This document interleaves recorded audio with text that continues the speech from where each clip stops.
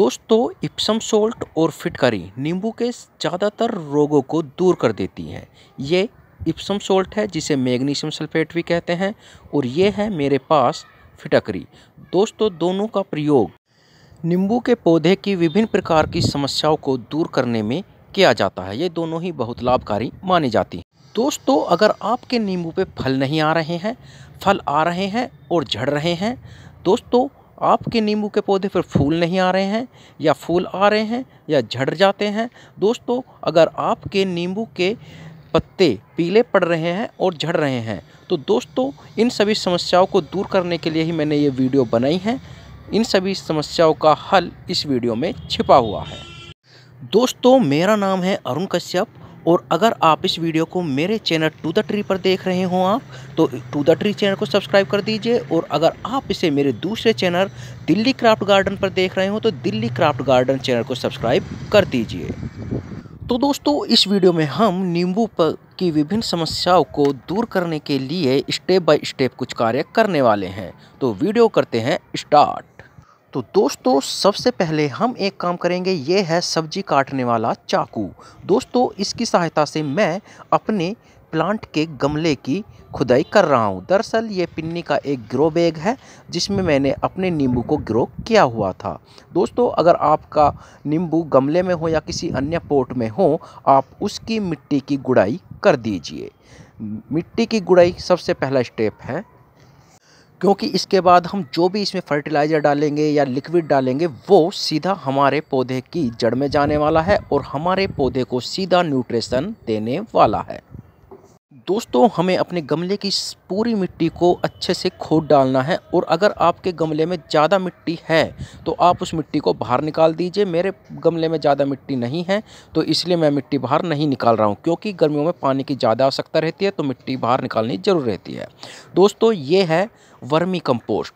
खुदाई करने के बाद यानी कि गुड़ाई करने के बाद ये है वर्मी कंपोस्ट जो कि हमारे पौधे में जादू करने वाला है। मैं 20 रुपये का बाज़ार से लेकर आया था। यह सस्ता ही मिल जाता है, किसी नर्सरी से या पेस्टिसाइड की दुकान पर भी आपको वर्मी कंपोस्ट आसानी से मिल जाएगा। तो इस वर्मी कंपोस्ट को हम इसमें डालने वाले हैं। मैं थोड़ा ही डालूंगा क्योंकि मेरा छोटा ग्रो बैग है तो मैं थोड़ा ही डालूंगा। आप आवश्यकता के अनुसार अपने प्लांट में इसे डाल सकते हैं। वर्मी कंपोस्ट एक प्रकार का कंपोस्ट है जो कि मिट्टी में केंचुए पैदा करता है, जो कि वेंटिलेशन का कार्य करते हैं और पौधे को न्यूट्रिशन मिलना शुरू हो जाता है, क्योंकि इसे ऑक्सीजन, नाइट्रोजन सभी तत्व पर्याप्त मात्रा मिलने शुरू हो जाते हैं। दोस्तों, दूसरा आता है ये गोबर का खाद। दोस्तों, गोबर का खाद प्लांट्स के लिए रामबाण होता है। दोस्तों, गोबर का खाद पूरी तरीके से डिकम्पोज होना चाहिए। हो सके तो यह 1 वर्ष से ज़्यादा पुराना होना चाहिए। मेरे पे 1 साल से ज़्यादा पुराना गोबर का खाद है, तो चलो इस गोबर के खाद को अपने नींबू प्लांट में हम डालते हैं। वर्मी कंपोस्ट के बाद हम गोबर का खाद डाल रहे हैं। इसे भी मैं थोड़ा ही डाल रहा हूं क्योंकि मेरा ग्रो बैग बहुत छोटा है और इसे कम ही मात्रा की न्यूट्रिशन की ज़रूरत है, तो मैं थोड़ा ही इसे डाल रहा हूं। अगर आपका गमला बड़ा है या पॉट कोई भी बड़ा है तो आपको उसमें ज़्यादा मात्रा गोबर के खाद की डालनी होगी। वैसे दोस्तों, गोबर के खाद की ज़्यादा मात्रा भी कोई नुकसान नहीं देती है। दोस्तों, गोबर की खाद और वर्मी कंपोस्ट डालने के बाद एक काम आता है, यह है फिटकरी। फिटकरी का प्रयोग हम अब करने वाले हैं। दोस्तों, फिटकरी को एलम भी कहा जाता है। गर्मियों के मौसम में एलम पौधों के लिए बहुत आवश्यक मानी जाती है। इसका प्रयोग हम पानी में डालकर करने वाले हैं। हम इसके छोटे टुकड़ों का प्रयोग करेंगे, क्योंकि मैं 1 लीटर पानी ले रहा हूं तो 1 लीटर पानी में मैं अपने एलम के टुकड़े डालने वाला हूं। दोस्तों, ये ताज़ा पानी है जो कि मैंने 1 लीटर मात्रा में लिया हुआ है। 1 लीटर पानी ले रहा हूं क्योंकि मेरा प्लांट भी छोटा ही है, तो मैं ये 2 टुकड़े मैं पहले ही ले चुका हूं। इनको मैं पानी में डाल रहा हूं और इन्हें घुलने के लिए हम छोड़ देंगे। दोस्तों, फिटकरी पानी में थोड़ी ही देर में घुल जाती है। तो दोस्तों, हमारी फिटकरी पानी में पूरी तरीके से घुल चुकी है। आप पानी का रंग भी देख सकते हैं, थोड़ा धुंधला पड़ चुका है और इसके ऊपर एक मलाई सी भी जम चुकी है, क्योंकि फिटकरी जो होती है गंदगी को पानी से दूर करती है। तो जो इसमें छोटी मोटी गंदगी होगी उसको उन्होंने दूर कर दिया होगा। तो चलो इस फिटकरी के पानी को हम अपने इस प्लांट में डालते हैं। दोस्तों, गर्मियों में नींबू में फिटकरी का पानी जादू कर देता है। अगर आपका पौधा सूख रहा है या आपके पत्ते झड़ रहे हैं तो आप, या आपका फल झड़ रहा है, नींबू का फल झड़ रहा है, तो आप उसमें फिटकरी का पानी डाल दीजिए, जैसे कि मैंने डाला है। इतना ही पानी डाल पाऊँगा क्योंकि इसमें जगह कम है। आपके गमले में ज़्यादा जगह होगी तो आप पानी भी अच्छे से इसमें डाल देना। दोस्तों, फिटकरी का पानी नींबू के पत्ते झड़ने से रोकता है, फल झड़ने से रोकता है, फूल झड़ने से रोकता है, और फूल और फल नहीं आते हैं तो उनको आने में भी मदद करता है। तो दोस्तों, फिटकरी के पानी के बाद हम डालने वाले हैं इप्सम सोल्ट। दोस्तों, इप्सम सोल्ट को मैग्नीशियम सल्फेट कहते हैं और यह आम साल्ट से बिल्कुल अलग होता है। इसमें मैग्नीशियम, सल्फ़र और ऑक्सीजन के तत्व पाए जाते हैं। तो दोस्तों, मेरे पास पानी डालने का एक डिब्बा है। इसमें मैंने पहले ही 1 लीटर पानी ले लिया है। मैं आपको पानी दिखा रहा हूँ हिलाकर। तो दोस्तों, इसमें मैं मात्र 1 चम्मच इप्सम सोल्ट डालने वाला हूँ। 1 लीटर में हम मात्र 1 चम्मच इप्सम सोल्ट डालेंगे। दोस्तों, इप्सम सोल्ट को कभी भी पौधों के जड़ में नहीं डाला जाता है। यह पत्तियों पर डाला जाता है, फलों के ऊपर डाला जाता है।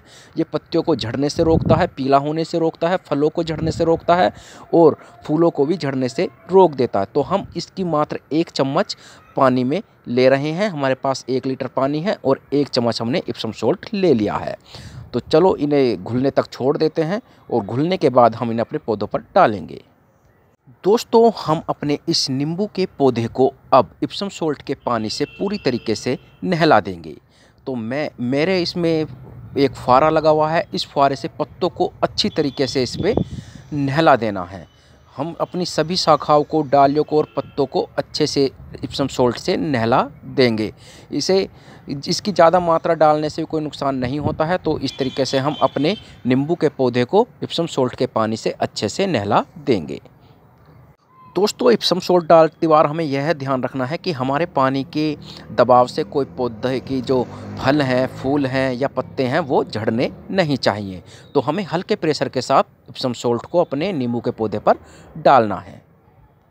तो दोस्तों, अगर आप इन सभी स्टेप को अपने नींबू के पौधे के साथ दोहरा देते हो तो मैं वादे के साथ कहता हूँ कि आपका पौधा पीला भी नहीं पड़ेगा, फल भी ज़्यादा मात्रा में देगा, फूल भी ज़्यादा मात्रा में देगा और उस पे फूल रुकेंगे भी और फल भी रुकेंगे।